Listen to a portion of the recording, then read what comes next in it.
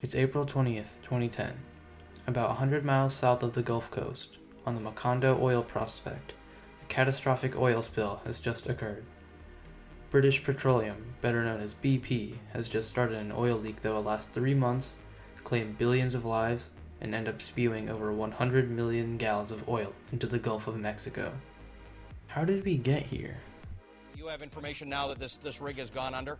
It has gone under the surface at about 10:21 this morning. We believed and established a 1,000 barrel per day estimate of what is leaking from the well. NOAA experts believe the output can be as much as 5,000 barrels. BP is still cutting corners to save money, and that's jeopardizing safety. The greatest oil spill in American history now covers 29,000 square miles. He lashed out at BP over the monumental oil spill in the Gulf of Mexico. We may not know about how many animals died from this. The Deepwater Horizon oil rig, leased by BP and ran by the offshore oil drilling company Transocean, was located in the Macondo oil prospect, located about here. The rig had been running successfully for more than 6 years, and on the morning of April 20th, 2010, BP had contracted Halliburton to seal the well casing for drilling. They had already drilled the first stage of the well, and now they needed to fit a casing inside that to keep the hole from collapsing in on itself. That casing would be filled with concrete by workers from Halliburton.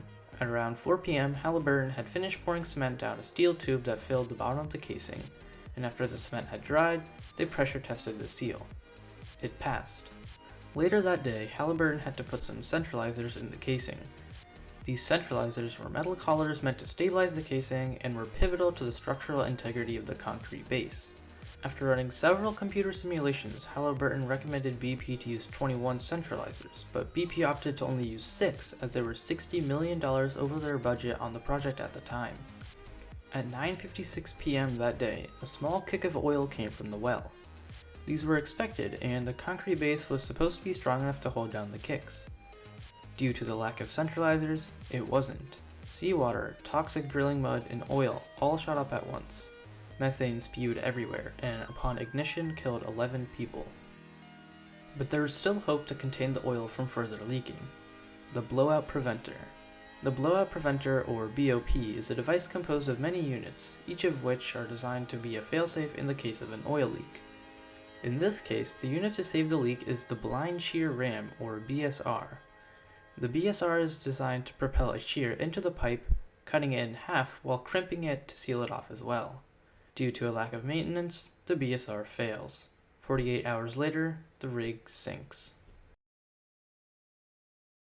Over the next 87 days, the effects of the leak would be cataclysmic. In terms of money, BP, Halliburton, and Transocean ended up having to pay over $60 billion in cleanup costs. Over 1,300 miles of Gulf coastline were drenched in the oil, and 10 million pounds of oil residue were collected from the shores of Louisiana, Alabama, Mississippi, and Florida.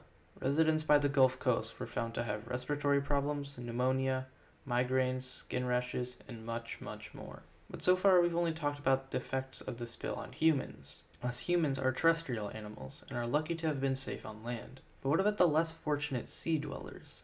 The ones whose homes we destroyed? The ones who we didn't compensate?